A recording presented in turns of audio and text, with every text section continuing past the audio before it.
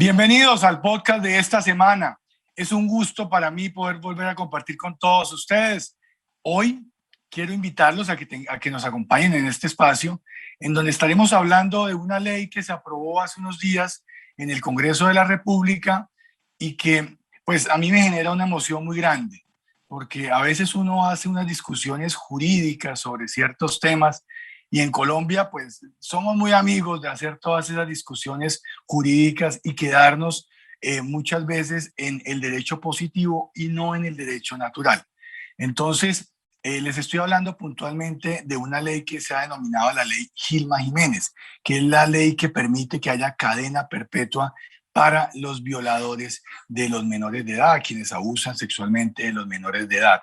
Y precisamente para hablar de este tema, tenemos a quien fue la ponente en la Cámara de Representantes de este importante proyecto de ley. Ella es una paisana nuestra, paisana tolimense, Adriana Magali Matiz. Con ella vamos a estar hablando en el espacio el día de hoy. Pero antes de presentarles a la doctora Adriana Magali Matiz, quiero que veamos un pequeño recuento de lo que es su hoja de vida. En esta nueva edición de podcast con Ricardo Ferro estaremos con Adriana Magali Matiz, representante a la Cámara por el Partido Conservador. Es ibaguereña, abogada de la Universidad Santo Tomás, especialista en Derecho Administrativo y Ciencias Constitucionales. También en Derecho Tributario y Aduanero. Además, cuenta con una maestría en Gobierno Municipal de la Universidad Externado de Colombia. Cuenta con 20 años de experiencia en la administración pública, ocupando cargos como directora de Responsabilidad Fiscal de la Contraloría Departamental del Tolima, Contralora Municipal de Ibagué, gerente del Instituto de Financiamiento, Promoción y Desarrollo de Ibagué, Infibagué, secretaria de Inclusión Social y Poblacional de la Gobernación del Tolima. Actualmente hace parte de la Comisión Primera Constitucional Permanente. Es expresidenta de la Comisión Legal para la Equidad de la Mujer, coordinadora de la Comisión Accidental de Seguimiento a las Crisis Migratoria de Venezuela y del sector cafetero, miembro de la Comisión Accidental para la Protección y Promoción de los Derechos de las Personas con Discapacidad y sus cuidadores y de la reforma al sector textil. Bienvenidos a un nuevo programa. Doctora Adriana Magali Matiz, bienvenida a este podcast. Muchas gracias por acompañarnos. Doctor Ricardo, muchísimas gracias por esta invitación. De verdad que para nosotros es supremamente importante la aprobación de este proyecto de ley después de que se hubiese aprobado el acto legislativo también. Y me alegra mucho que toquemos estos temas en estos espacios. ¡Wow! ¡Qué lucha! ¡Qué lucha! Gilma Jiménez arrancó con este tema. Ahí sí que toca hablar de décadas. Desde hace 2 décadas, porque fue desde la primera década de este siglo que arrancó Gilma Jiménez a pelear lo que tenía que ser la defensa de los niños. Hoy, la doctora Adriana Magali Matiz, una tolimense, en un departamento en el cual las cifras, hay que decirlo, en materia de violación de derechos de niños es una cifra lamentable, puede decirle al país que esta iniciativa que tuvo en su momento Gilma Jiménez es una realidad. Doctora Adriana, ¿por qué no nos cuenta un poco, primero, el origen de esta ley, por qué surge esta ley y asimismo cómo fue el trámite dentro del Congreso de la República? Claro que sí. Bueno, primero debo manifestar que lo que se hizo fue una reforma constitucional a través del acto legislativo 01 del año 2020 y en ese acto legislativo 01 del año 2020 pues se modificó el artículo 34 de la Constitución Política en el sentido de establecer la pena de prisión perpetua revisable en nuestro país. Era una pena que no existía y como desarrollo del acto legislativo se dejó en el mismo que se le daba al gobierno nacional 1 año para que reglamentara ese acto legislativo a través de una ley, que es hoy la ley 2098 del año 2021 y que se denomina Ley Gilma Jiménez, así lo dispuso el señor presidente de la República además. ¿Y por qué Ley Gilma Jiménez? En honor a esa mujer, ¿no? En reconocimiento a esa mujer que en el año 2007, digamos, empezó esta lucha tan grande por la defensa de los derechos de las niñas, niños y adolescentes en un trabajo titánico. Y lo primero que hizo Gilma Jiménez fue proponer un referendo. Ese referendo se denominó el referendo de los niños, y a través de ese referendo básicamente lo que se quería era que hubiera prisión perpetua para los violadores, para los asesinos y para los secuestradores de niños, niñas y adolescentes. Ese referendo fue aprobado por la mayoría de los colombianos, pero en la revisión en la Corte Constitucional, digamos que se quedó, no fue declarado exequible, y por esa razón entonces fue que tuvieron que presentarse varias iniciativas que en el Congreso de la República, debo decir, doctor Ricardo, se presentaron 10 iniciativas, estoy hablando desde el año 2007, y esas 10 iniciativas, pues ninguna llegó a más del segundo debate, todas se quedaban en el primer debate, la máximo a lo que llegaron en algunas oportunidades fue a ese segundo debate, pero de ahí no pasaba, y pues estamos hablando de 8 debates que tenían que surtirse al tratarse de un acto legislativo.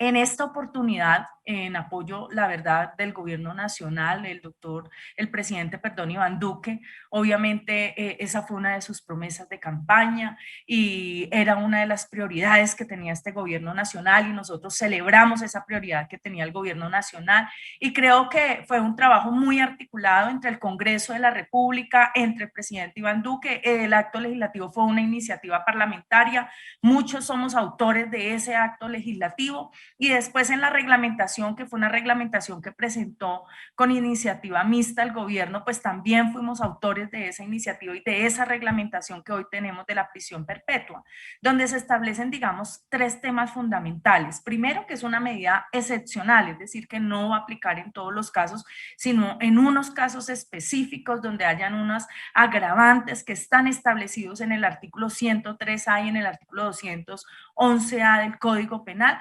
Pero además de eso también se establecieron otras figuras que son importantes, como el tema del control automático que tiene esa prisión perpetua, eso en aras a garantizar también el principio de doble conformidad, y también el tema de la revisión, que es supremamente importante, digamos, esa revisión, porque es que con la revisión a los 25 años que quedó establecida, básicamente lo que estamos garantizando es la función resocializadora que debe cumplir el Estado colombiano, y con ello garantizando, por supuesto, los derechos de las personas que puedan ser condenadas a prisión perpetua.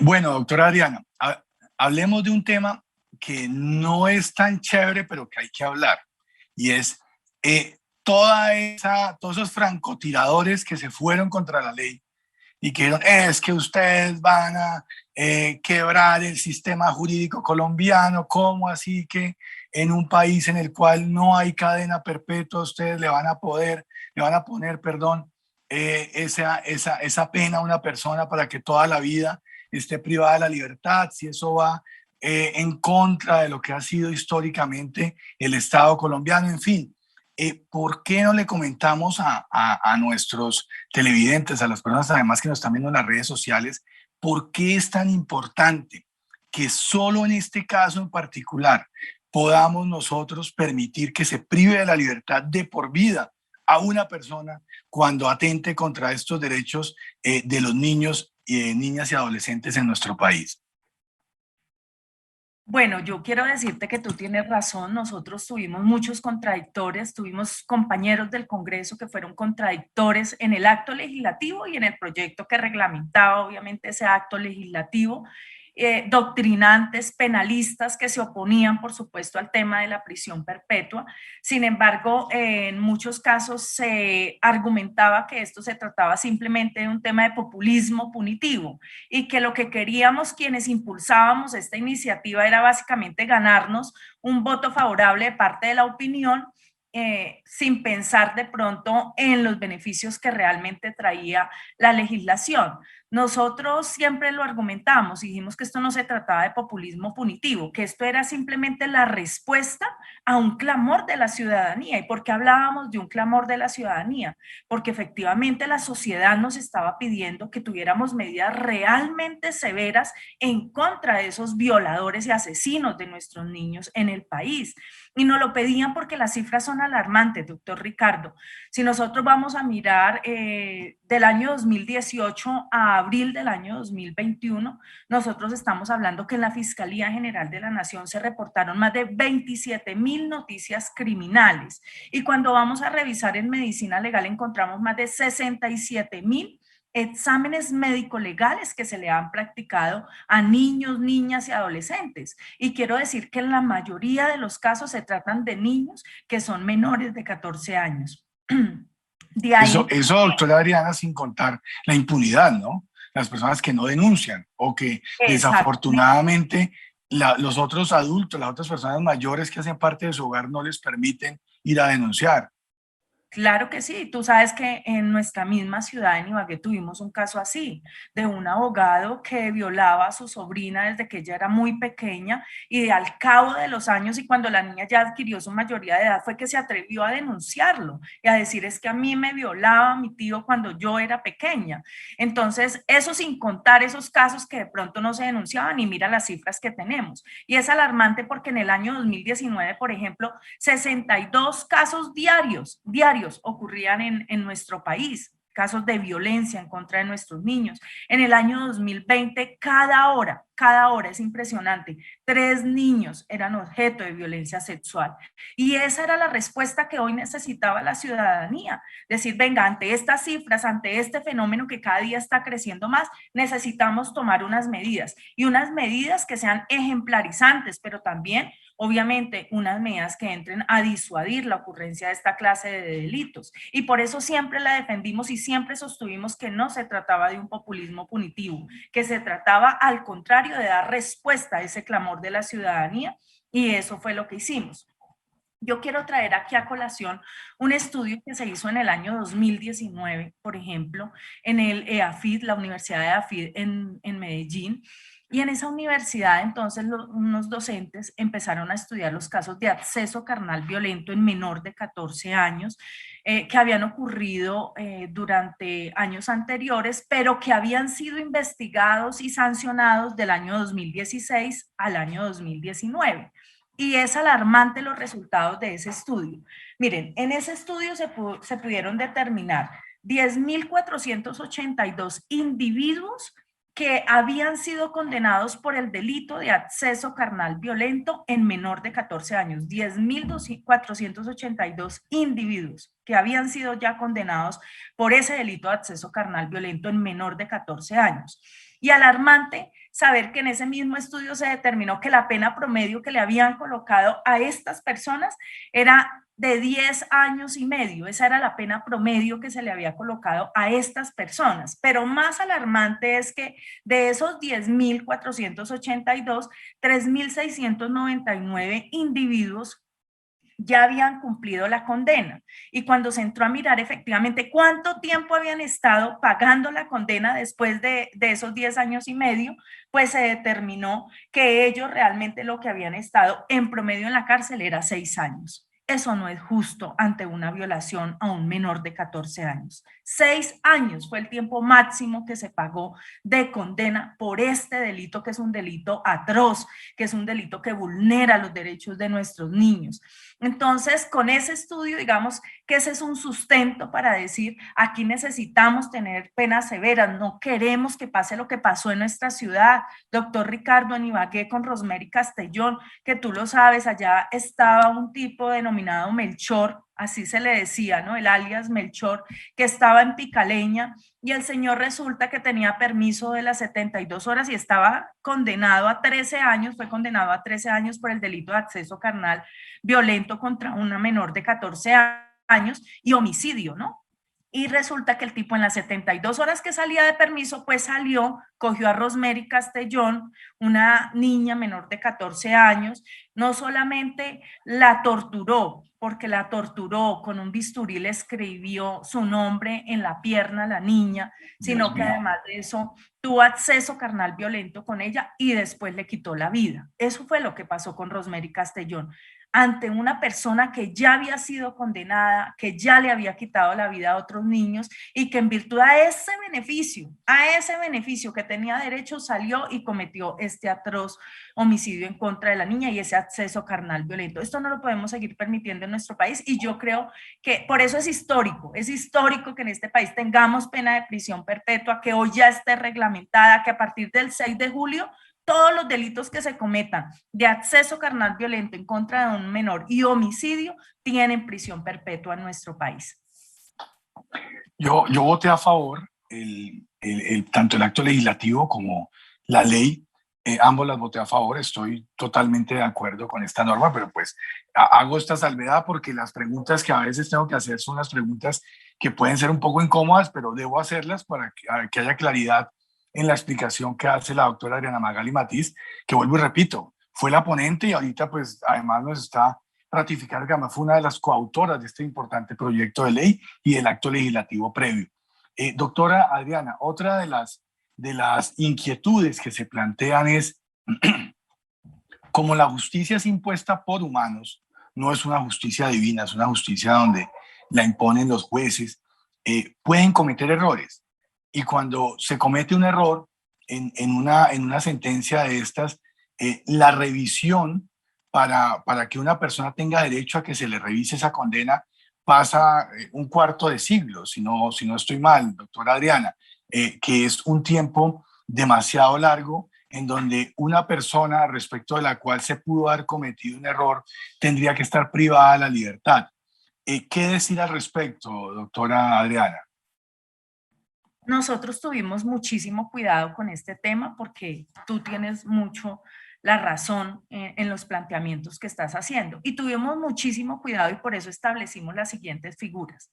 En primera instancia, el tema del control automático. ¿Qué es el control automático? El control automático es que cuando se dicte la sentencia condenatoria, ya sea en primera o en segunda instancia, y se condene a prisión perpetua a una persona, prisión perpetua revisable a una persona, el superior jerárquico de esa autoridad que emitió la sentencia, de manera automática, tendrá que revisar esa decisión, es decir, tendrá que hacer una revisión de todo el proceso para decir, sí, es cierto, la persona condenada efectivamente merece la prisión perpetua. Entonces, ese control automático es supremamente fundamental y muy importante para garantizar los derechos de la persona que ha sido condenada al tema de prisión perpetua. Establecimos la figura de la revisión, pero la figura de la revisión se establece es para garantizar la función resocializadora del Estado. ¿Y por qué la garantía de la función resocializadora del Estado? Porque ese es el argumento que siempre se ha tenido para declarar la inconstitucionalidad de la prisión perpetua, el tema de que no se garantice esa función resocializadora de la persona que ha sido condenada. Entonces, al establecerse la figura de la revisión a los 25 años, que digamos eso no fue al arbitrio de los congresistas que dijimos, venga, dejamos a los 25 años porque nos parece, no, ese fue todo un estudio que se hizo de la legislación a nivel internacional y de ese estudio que se hizo de la legislación a nivel internacional, por ejemplo, en Alemania que está prevista la figura de la revisión a los 14 años, en Bélgica que está a los 18 años, en Suecia que también está prevista la figura de la revisión, pues se sacó un promedio de esa legislación internacional y se determinó que en Colombia la revisión debía hacerse a los 25 años después de analizar todo el derecho comparado.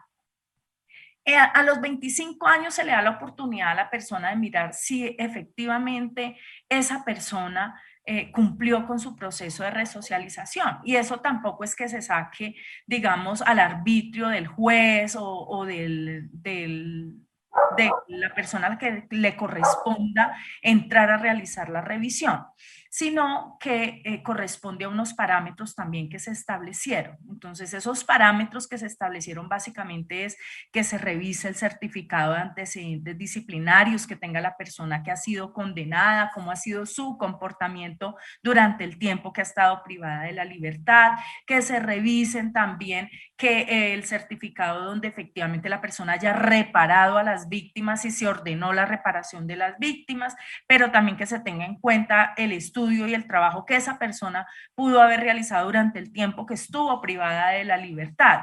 Y con esos parámetros se tiene un factor supremamente importante, que es el más importante de todos, que es un estudio psicosocial, y eso lo dejamos determinado tú recordarás las discusiones en la plenaria de la Cámara de Representantes, ese examen psicosocial que se debe efectuar por parte de unos expertos está compuesto de un abogado, un trabajador social, un psicólogo, y la Dirección General del INPET tendrá con ese equipo técnico que entrar a hacer esa evaluación psicosocial a la persona que está privada de la libertad. Y ese examen es el que va a entrar a determinar si efectivamente es viable hacer ese proceso de revisión o no es viable hacer ese proceso de revisión. Y si es viable hacer el proceso de revisión, entonces el juez de ejecución de penas le envía al juez que emitió la sentencia para que se proceda a hacer la revisión. Y con todo esto que estamos haciendo, garantizando dos cosas. Una primera, los derechos que tiene la persona que ha sido condenada a prisión perpetua y garantizándole obviamente también la efectividad en materia de la investigación y en materia de condena. Pero además de eso también estamos garantizando esa función resocializadora y amparando o protegiendo sin duda alguna el acto legislativo y la ley que reglamenta ese acto legislativo de cualquier vicio de inconstitucionalidad. Doctora Adriana, expliquémosle un poco a los televidentes a partir de cuándo entra a regir la ley. De hechos cometidos con posterioridad a la expedición de la ley, con hechos cometidos con posterioridad a la expedición del acto legislativo o con hechos anteriores pero denunciados posteriormente. ¿Por qué no le explicamos eso a los televidentes? Esa es una pregunta supremamente importante y es muy importante porque debe existir claridad en torno a partir de cuándo empieza a regir la prisión perpetua. Nosotros el acto legislativo, digamos que lo aprobamos y fue sancionado por el señor presidente de la República en julio del año 2020. Sin embargo, en ese acto legislativo estaba establecida la reglamentación a través de una ley que fue la que aprobamos y que el presidente sancionó el 6 de julio del año 2021. ¿Y por qué hago referencia a esta fecha precisamente? Porque es a partir de esa fecha, el 6 de julio del año 2021, todos los hechos, tanto de homicidio como de acceso carnal violento, que se cometan con las agravantes establecidas en el artículo 103A y en el artículo 211A del Código Penal, tendrán que o serán sujetos mejor de prisión perpetua revisable los individuos que cometan esta clase de conductas. Y aquí hay que precisar algo, que la ley penal, si bien es cierto, establece el principio de retroactividad, lo establece cuando se favorezca obviamente a la persona que ha sido condenado, no cuando se le agrave la situación. Entonces aquí no aplica la retroactividad, es decir, que aquí a los hechos que ocurrieron antes del 6 de julio del año 2021, jamás se les podrá aplicar la prisión perpetua revisable. Es a los hechos que ocurran con posterioridad al 6 de julio del año 2021. Muy importante esa claridad porque a veces dice, oiga, ¿qué pasó con este juez? Que cómo así que ya está aplicando la nueva normatividad y no le aplicó la prisión perpetua a esta persona, porque los hechos ocurrieron antes de la expedición de esta ley, que como lo expresa la representante Adriana Magali Matiz, fue sancionada por el presidente Iván Duque el 6 de julio de este año 2021. Ya vamos terminando, doctora Adriana, pero hay una última pregunta que quisiera hacerle con respecto a este tema, y es, ¿qué pasa cuando es un menor de edad el sujeto activo del delito, el que cometió el delito contra otro menor de edad? Quiero antes de contestar esa pregunta hacer una precisión, y es que el doctor Ricardo con 3 preguntas me sacó todo el desarrollo normativo y del acto legislativo y me parece excelente porque creo que le va a quedar muy claro a todos los que nos estén viendo en este momento. Y este es otro tema que es fundamental. ¿Qué pasa si un menor de edad es el que comete el delito de acceso carnal violento o el delito de homicidio? Ese menor de edad jamás se le podrá aplicar la prisión perpetua revisable. Y en ese tema también fuimos muy claros en todas las discusiones que tuvimos.